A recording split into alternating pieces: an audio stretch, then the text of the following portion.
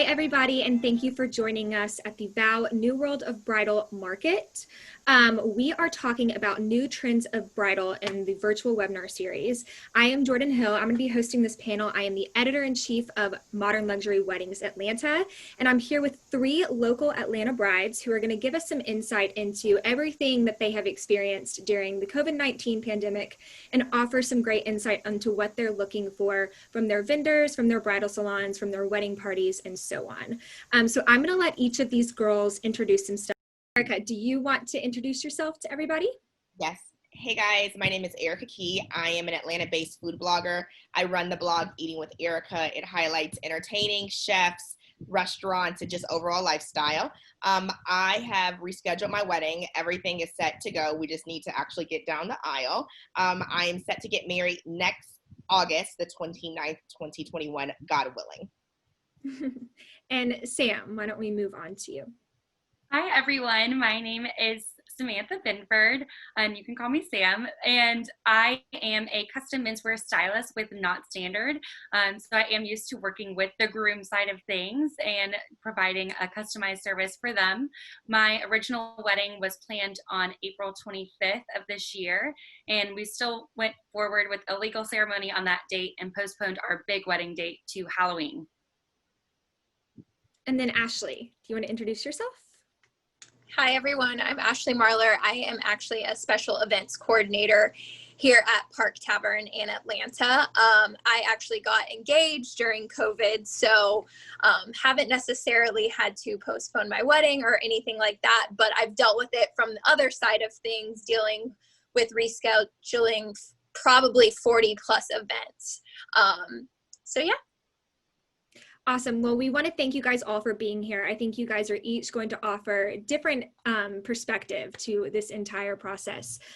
So I, of course, want to start with what's on everybody's mind during this pandemic, and that is health and safety measures. We were talking a lot before we jumped on this, kind of about what you guys have all implemented in each of your different weddings. And then also, Ashley, you were touching on a few just from a venue side of things. Erika, do you want to start and talk about kind of what you were discussing about your wedding seating chart? Because I thought that that gave a certain perspective to others.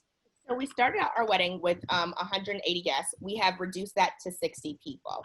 But as this seating chart is happening, I want to seat people together that already knew each other and had already been around each other around COVID. In addition to that, I have scheduled for everyone who is traveling together to be seated together. So if you're from New York, you're going to be seated with some New Yorkers. If you're from Tampa, you're going to be with the Tampa people, especially because everybody's been on the same flight. I just felt like it would be a comfort level. And I felt like people, if you've already been hanging out through COVID together, you would feel a little bit more comfortable. Mm-hmm. And Sam, do you want to give some insight into things that you have implemented? Yes, absolutely. So we originally invited 205 guests to our big ceremony. And we now expect that number to be closer to about 130. What's been great for us is we have an outdoor venue, so we are kind of able to push all of our tables and food options and bars and everything further apart to be able to socially distance. And, you know, just to make sure that everyone has their own comfort level, to not be in an enclosed space and, you know, keep their distance if they want to be a little bit further apart, or for those who want to be able to, you know, go on the dance floor and have fun, they're able to do that too. Mm-hmm. And Ashley, you are going to bring an interesting side of things to this because you actually work at a venue. Can you talk to us about some of the measures that you guys are taking at Park Tavern to make sure that y'all are meeting health and safety codes? Yeah, absolutely. So first off, we have to make sure all of our staff is not sick. So we do temperature checks to staff. As far as temperature checks for guests, we've kind of put that on the client. As you can imagine, that is a comfort level for some people. So if they want that level of service, they need to communicate that with their wedding planner or hire someone to do that. We make sure our staff is healthy. And then as far as like precautions we've done to keep guests safe, we have implemented mask wearing for the entire staff, gloves when handling food service.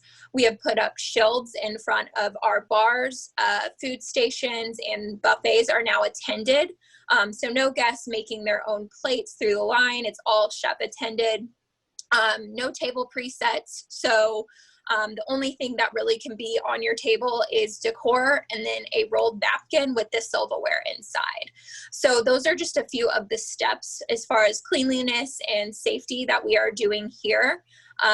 We are social distancing. The great thing about our venue is that we have a very, very large venue where our garden tent can easily fit up to 1,000 people. So the largest wedding we've honestly seen is about 120. We haven't gotten over that amount, but I did like Erika's point about seating people together.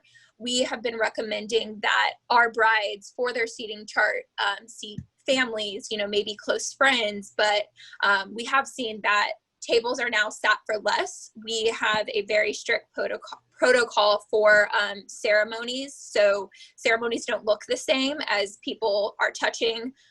So we have just spaced that out by 6 feet. So those are just a few of the things we have done to make sure that our staff and our guests are safe. And it's worked really well. We've got nothing but amazing feedback. Mm-hmm. And as we're talking about ways that we are making the actual day safer for everybody, we also know that that extends to the actual wedding dress purchasing process. A couple of you guys have touched on different ways that your bridal salon helped you kind of combat those health and safety measures. Erika, you talked about an idea, and it was actually something that you used when you were going through your own wedding dress process. Do you want to talk about what that experience was like for you? For sure. So our wedding dress shop made it she was very accommodating. We were the only person that went there. They're closed on Sundays, so we asked if we can come in on Sundays. It was great. Because I was with the same people, we weren't required to wear masks when I was actually like looking at the dress because we've been hanging out. And then when the actual, I guess, associate came in to assist, she had on a mask, whatever, we were allowed to bring in our own wine and our own, like, you know, appetizers to enjoy the moment. And it still was like a great time. And we felt comfortable. They weren't in there the whole time. And it just made me like, okay, my wedding has like, I've been robbed for my wedding. Well, I didn't know at the time, but I didn't know I was going to be robbed. But I was like, wow, like I felt normal. You know what I mean? It was like something so simple as her, like having someone come in on a Sunday and, you know, paying an employee and just opening the door for us really sold me. Like I was like, this feels normal. I'm happy I get to have at least a say yes to the dress experience. Mm-hmm. And Sam, on the other side of things, you were talking to us a little bit about what Not Standard is doing to help with the virtual styling. Yes. So kind of to Erika's point, we are offering in-person appointments at our showroom. We are operating at a 25% capacity with all staff wearing masks as appointments occur and within a socially distant, you know, table. And so the other flip side of that is we have now started rolling out our digital measuring app. So it's really great with grooms. We can meet via Zoom call, via video, and kind of walk them through the different options for their wedding suit, wedding tuxedo. And through the app, it takes 2 photos of them and does all of the measurements for us. So they're still able to go through virtually, and we can talk through the customizations and make sure that the groom is getting exactly what he wants as well. And then Ashley, you are actually currently on the hunt for the dress. So you are giving us some insight into what it's been like trying to schedule those appointments. Do you want to kind of talk about that process and the things that you've liked and the things that you haven't liked so much, and kind of what you're looking for from those bridal salons as far as health and safety measures? Yeah. So I've been making bridal appointments for the past week, and things, you know, I know look a little bit different. I was a little bummed that I can't have, you know, my maid of honor and everyone I want there, but they are allowing guests, which is still a great plus. So they've limited it to about 3 people, including the bride. They have said that the experience is a little bit different. So typically you would have, you know, wine, champagne, maybe even some light hors d'oeuvres around that nature. And they have actually taken that service away just with everything going on.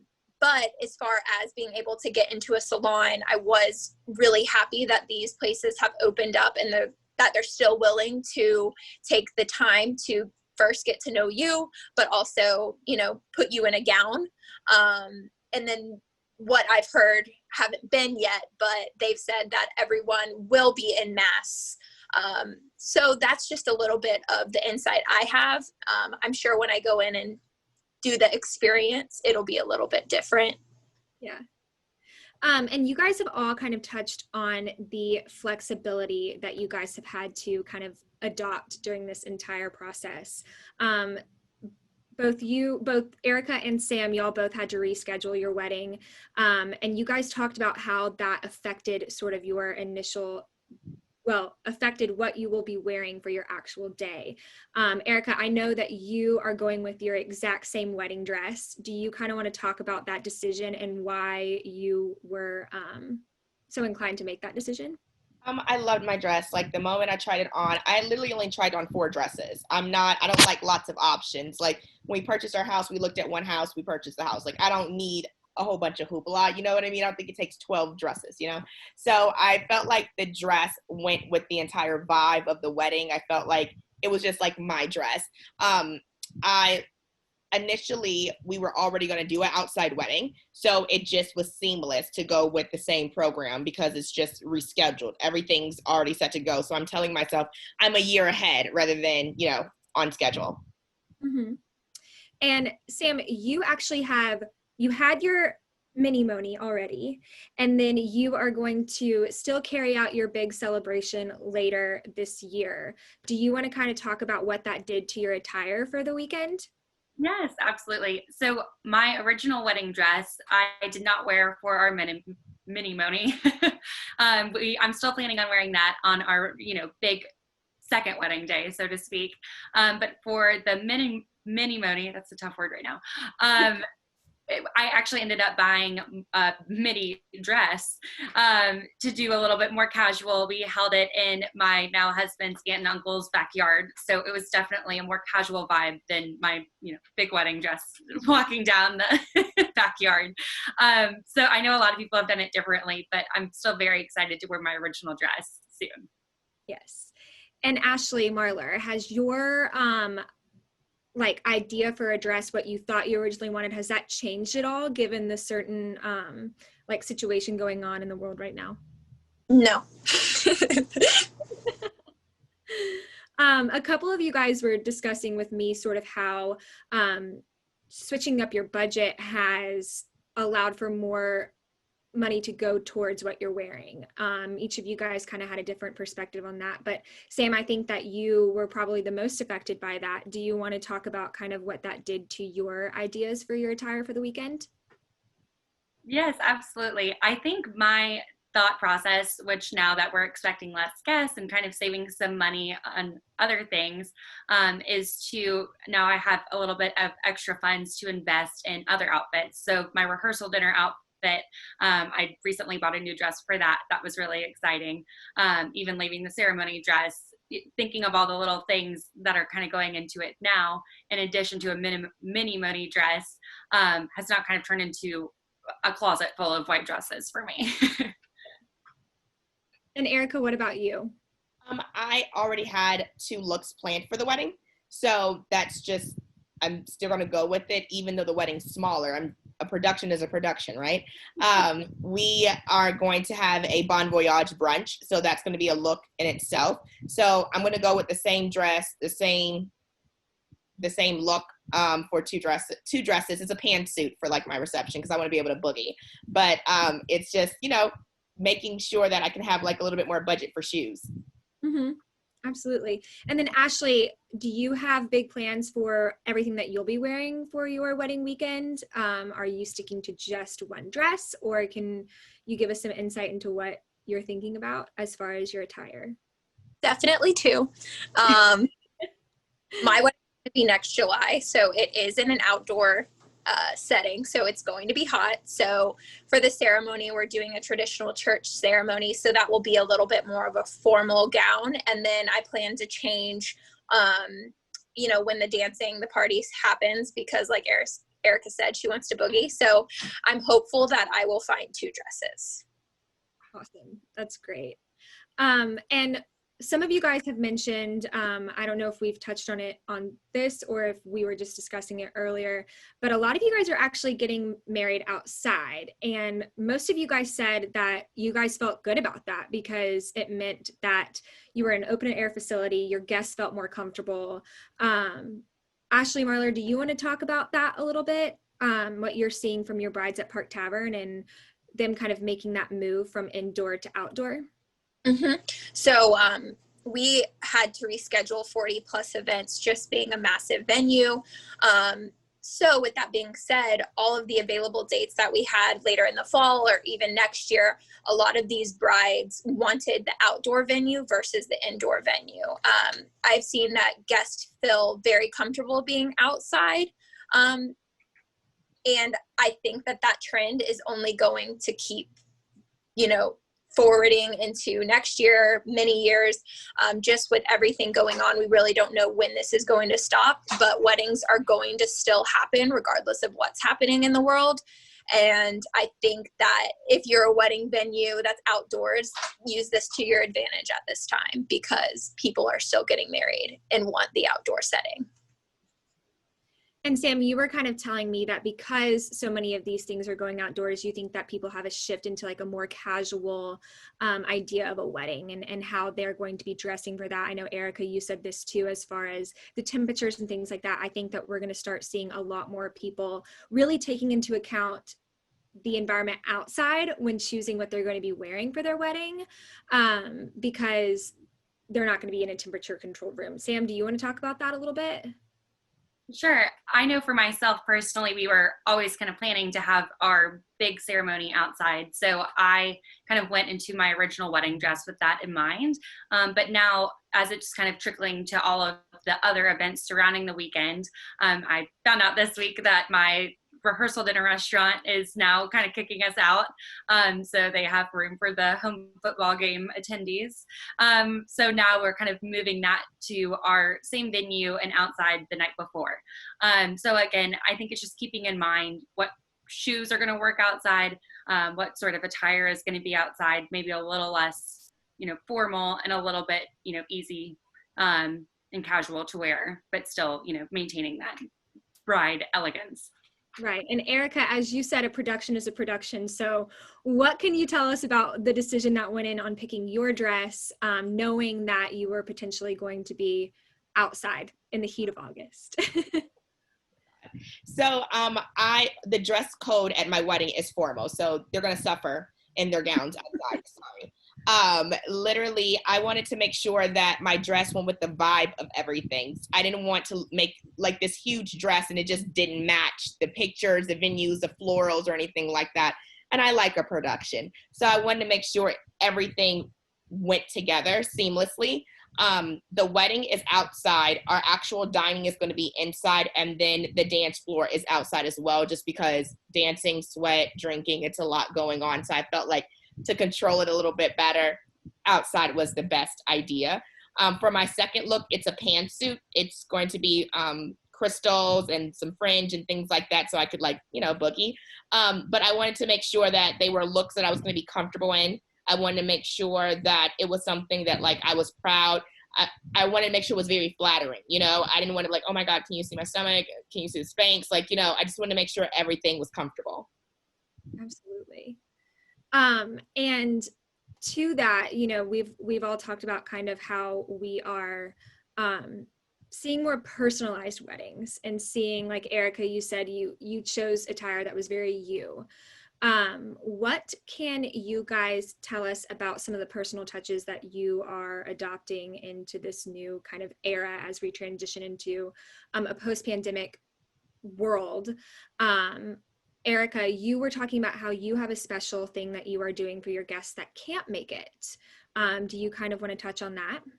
So initially we started with 180 guests, and because we've had to uninvite some people because we have to do a smaller wedding count, my biggest thing was safety. And I just don't feel like I could control the safetyness or make sure everybody was staying 6 feet apart at a wedding you know, so I was like, smaller, it's better. So we're gonna go with 60 people.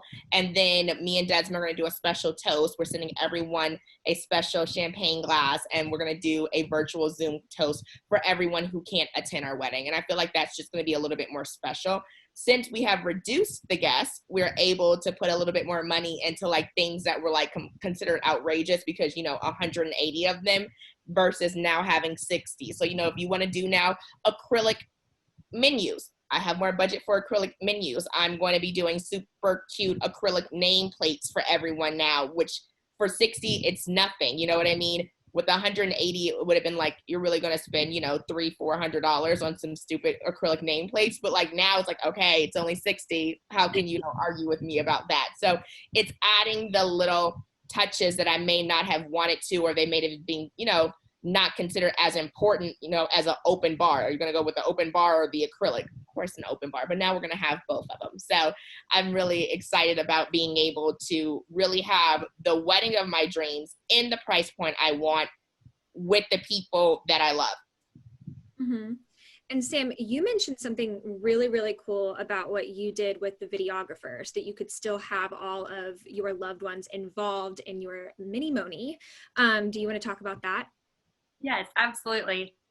Just from a personal standpoint, our original wedding date and the date we still had our, you know, mini money on, all of our wedding party kind of put together a special video wishing us good luck and congratulations, and just saying that they wish that they could be there, but they know it is, you know, all going to be worth it to wait for the big wedding. So that made our day kind of really special from the get-go. And then we also hired a videographer during the ceremony and photographer to take pictures. We have a little video spiel that we're going to show all of our guests at the rehearsal dinner at the big ceremony. And that's kind of something to show and send out to all of our friends that, you know, may not be able to make our big ceremony, but just so that all of our guests can kind of see how our first wedding went down before, you know, seeing the second one in action. Mm-hmm. And then Ashley, as you have worked with some of these brides that have started to kind of introduce these personal touches, that are starting to do virtual things, how is that affecting how you're planning? Are you planning to implement any of those plans into your own? Sure. So we have seen that a bunch of people have started live streaming for the guests that can't come. So the companies that were hurting, you know, production AV, they're getting back into the business of doing live streaming. So, you know, as a big venue, we've seen that our guest lists are almost cut 75%. And so people do have, with that extra little bit of money, they might do specialty chargers. They are adding things in to make it special, especially since table settings really aren't allowed at this point. People are doing a lot more decor on the tables just to kind of give it a little bit more enthusiasm. But for my own, I'm hopeful by next July, this won't be around, but we don't know if that is the case. I'm sure I will have a live streaming because I am an out-of-town bride.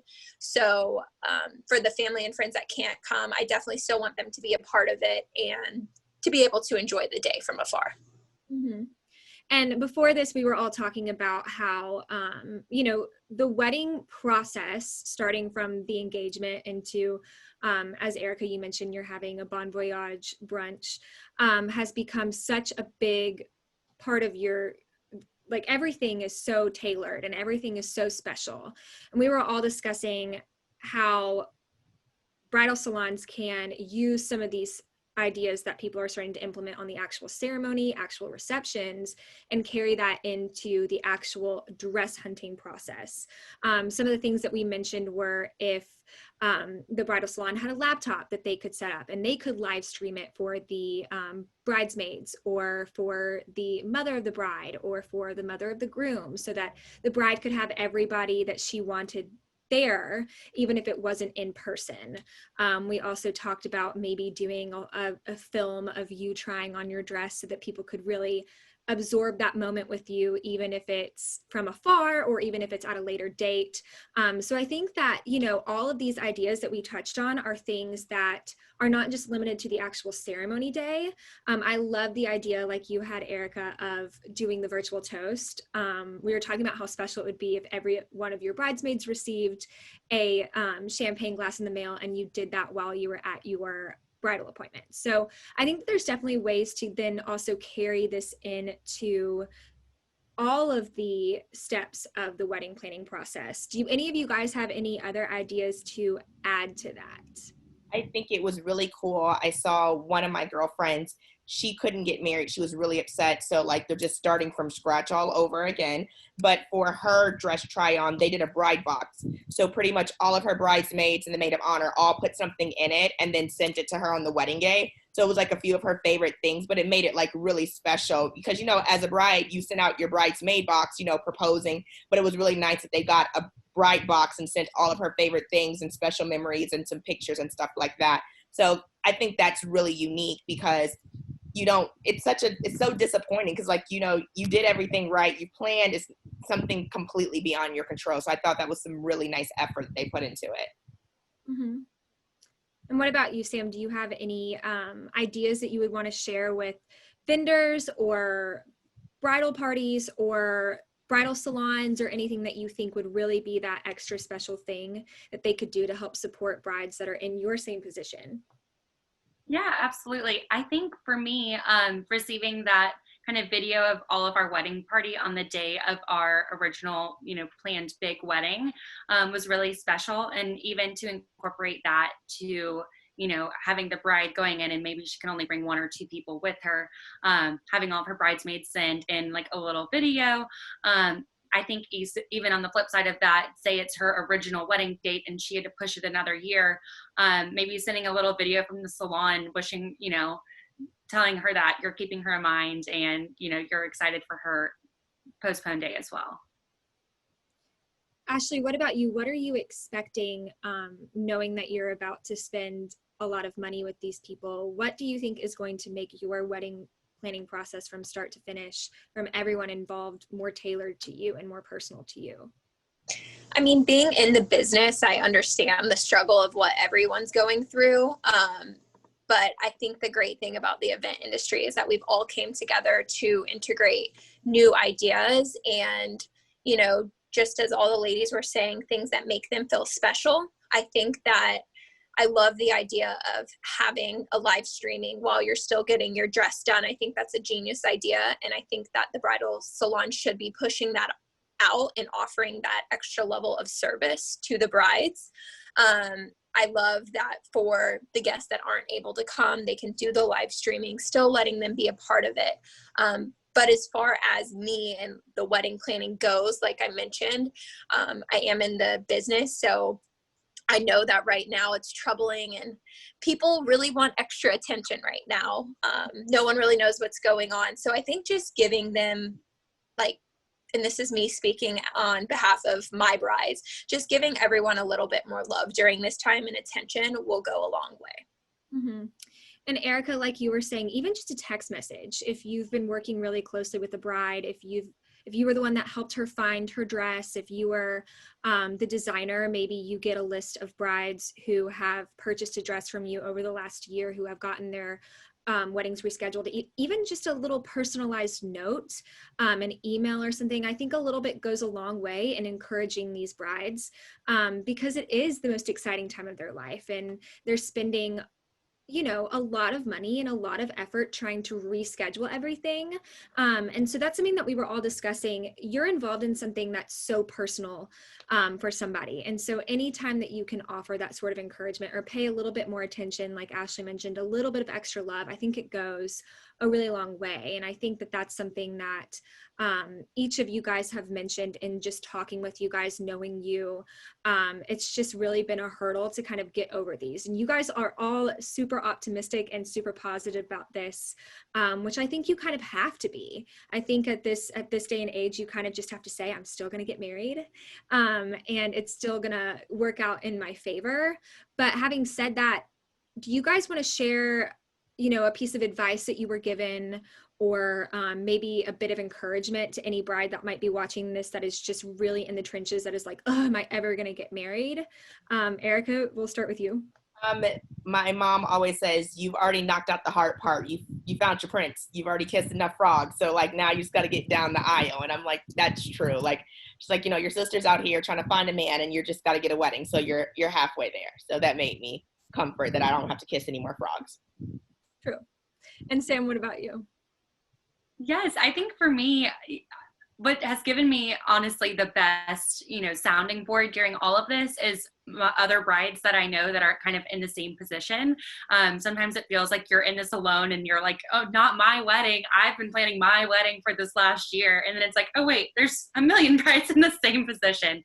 And, I think with all of this, just having to be flexible, I mean, having our rehearsal dinner cancel this week and it's a month away. I'm like, what is that at this point? We got married, we're happy, and we're just ready to celebrate, with our loved ones on the same day, and Halloween too. Mm-hmm. And Ashley, what about you? Because you actually work with these brides. So what have you been telling people that are coming to you and going, oh my gosh, I cannot believe this is happening? How are you encouraging them throughout this? Sure. So, I mean, you definitely want to set their expectations. Everyone wants their dream wedding and wants every guest to be there, but that's not reality at this point. People still want to get married and be loved, but focus on what really matters. It's the bride and groom, and it's the people that you love and adore. And if they can't be here in person, they're going to be here virtually for you. So I think just making sure that you don't say, you can have this, this, and this, and this is how it's going to be. You really, and all these girls know we're all in this together, and it has been a trivial time, but just knowing that you're not alone and that it's going to be okay. And at the end of the day, you're going to get married, regardless if you have 200 people or you can't have chef attended stations or buffets. So it's all going to come together. Mm-hmm. All right. Well, I think that kind of wraps up this panel. I hope that you guys were all able to take away something from this, whether it was different safety measures that you guys can implement while walking a bride through the process, or just that little tidbit of information on how to encourage somebody that's maybe having to reschedule their wedding or is on the front end of their wedding planning process, and maybe their bridal appointment or certain things aren't exactly the way that they had envisioned them happening. And just like Ashley mentioned, I think that we're all in this together. Our industry has been hit by this probably harder than most other industries out there. And it's just a weird time. So I think just continuing to follow protocols that have been put into place as far as safety and health, taking those extra precautions, but then also just remembering that a little bit goes a long way, a little love goes a long way. As always, Modern Luxury Weddings is here as a resource.